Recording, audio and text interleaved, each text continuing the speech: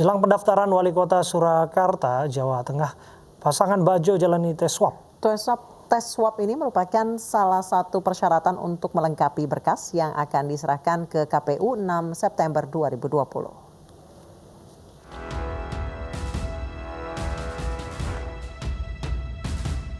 Pasangan Bajo calon wali kota dan wakil wali kota Surakarta dari jalur independen menjalani tes swab di Rumah Sakit Muwardi. Ditemani salah satu tim suksesnya, Bacalon yang berprofesi sebagai penjahit dan ketua RW ini mendatangi Rumah Sakit Muwardi. Tes swab sebagai salah satu persyaratan yang sudah ditetapkan KPU.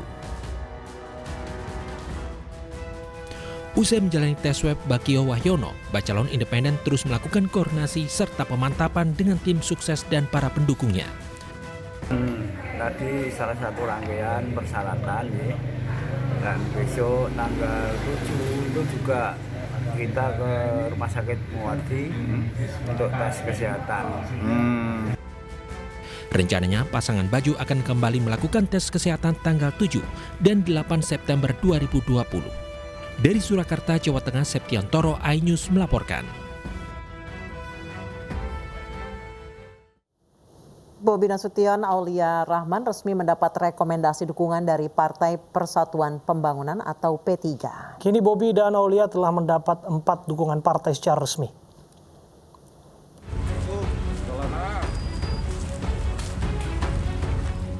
Bobi Nasution ditemani Aulia Rahman sore tadi mendatangi kantor DPW Partai Persatuan Pembangunan Sumatera Utara untuk menerima rekomendasi dukungan. Formulir B1 KWK dari Partai Persatuan Pembangunan akan dibawa Bobi dan Aulia untuk mendaftar ke KPU Medan saat pendaftaran dibuka pada 4 hingga 6 September mendatang. Alhamdulillah kami sudah didukung oleh 4 partai, PDI Perjuangan, Gerindra, Golkar, dan hari ini resmi P3. Nah, pastinya semua partai, semua komunitas, semua dukungan dari masyarakat langsung itu adalah bagian dari penambahan kekuatan buat kami. Dengan tambahan dukungan politik dari Partai Persatuan Pembangunan, Bobi Nasution berharap bisa menang di Pilkada Medan 2020 secara elegan dan damai.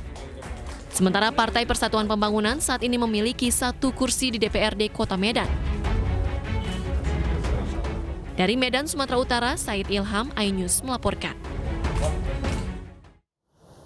Sebuah video viral menampilkan KTP warga negara Indonesia asal Mojokerto dan uang rupiah ditemukan dalam persembunyian ISIS di Yaman. Polisi dan Dispenduk Capil Mojokerto menyelidiki alamat yang tertera di KTP.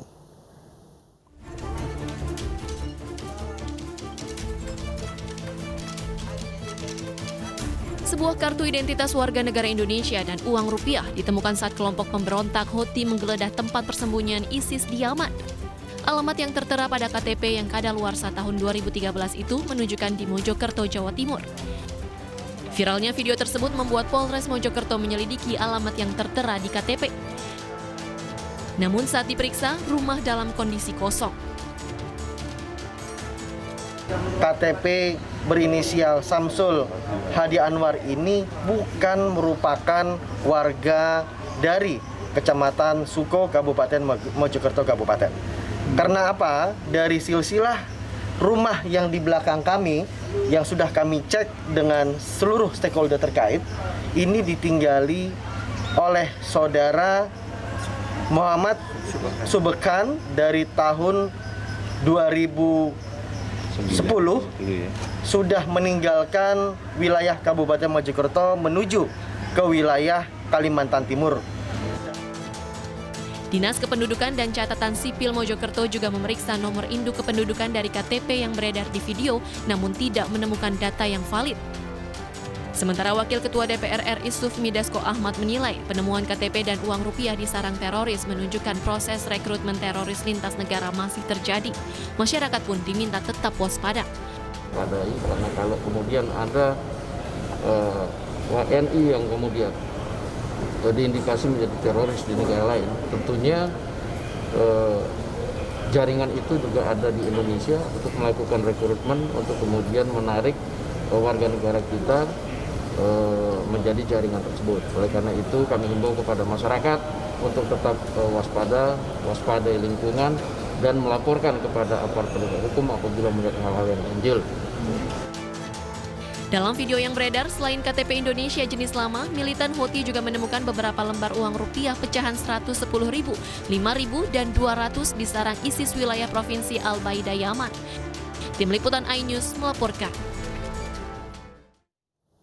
Rekomendasi untuk pasangan calon yang akan bertarung pada Pilkada serentak 2020 kembali dikeluarkan Partai Perindo. Kali ini rekomendasi diberikan untuk pasangan yang akan bertarung di Kabupaten Nias Induk dan Karo, Sumatera Utara.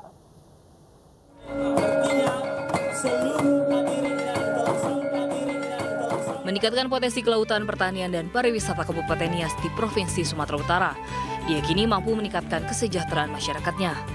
Hal ini ditegaskan bakal calon Bupati Nias, Christian Zebua, saat menerima rekomendasi Partai Perindo untuk maju pada kontestasi Pilkada serentak 2020. Berpasangan dengan Ano Fulilase, mantan perwira tinggi TNI ini menjadi harapan masyarakat untuk membangun Nias. Yang pasti, sekarang ini kita menghadapi COVID-19. Dampaknya luar biasa. Bagaimana sekarang Bupati menjamin masyarakat tidak kelaparan. Jadi Nias yang pertama kali kita lakukan adalah ketahanan pangan. Selain Nias, Partai Perindo juga memberikan rekomendasi kepada bakal pasangan calon Bupati dan Wakil Bupati Karo. Perindo mendukung pasangan Kori Sriwati Sebayang dan Theophilus Ginting membangun Karo lebih sejahtera. Apabila masyarakat memberikan kesempatan juga kepada kami yakin bisa mewujudkan Karo maju untuk Indonesia maju. Pilkada serentak 2020 akan digelar 9 Desember 2020. Tidak saja akan mensukseskan gelaran kontestasi politik ini, Partai Perindo juga bertekad memenangkan pasangan yang didukungnya. Tim Liputan iNews melaporkan. Menteri Perdagangan meresmikan gedung kelas Pudiklat Perdagangan di Depok, Jawa Barat. Pembangunan gedung bertujuan untuk pembinaan bimbingan dan pengembangan diklat bagi aparatur dan non-aparatur sumber daya manusia di sektor perdagangan.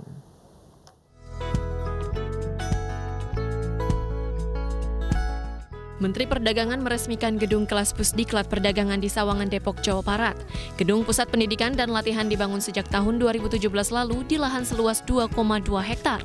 Pembangunan gedung kelas Pusdiklat bertujuan untuk pembinaan bimbingan dan pengembangan diklat bagi aparatur dan non-aparatur sumber daya manusia di sektor perdagangan agar pembelajaran dapat tercapai dengan efektif. Terdapat 4 gedung yang terdiri dari asrama, 1 kantor, dan 1 auditorium. Menteri Perdagangan juga meninjau ke beberapa ruangan, diantaranya ruang perpustakaan, mini studio, dan peresmian sistem e-learning Kudagang atau kompetisi unggul perdagangan. Ini diresmikannya gedung Pusdiklat untuk Kementerian Perdagangan, di mana tujuannya ini untuk meningkatkan kualitas SDM guna menunjang kegiatan Kementerian Perdagangan. Jadi antara lain adalah untuk ekspor, program ekspor, terus kemudian juga promosi dari produk-produk dalam negeri khususnya, dan juga ini untuk pengembangan SDM yang akan ditugaskan nantinya sebagai atasé perdagangan maupun juga di ITPC di luar negeri. Dalam kesempatan ini, Menteri Perdagangan menyampaikan neraca perdagangan Indonesia mengalami surplus 5,48 miliar US dollar. Hal ini dipicu dari penekanan impor non-migas sebesar 11,7% dari periode sebelumnya. Agus berpesan agar kita mampu mendorong ekspor non-migas. Selama tahun 2020, negara pun mengalami kontraksi sebesar 5,32%, sehingga kini masih berjuang dan bertahan di tengah pandemi COVID-19. Tim Liputan iNews melaporkan.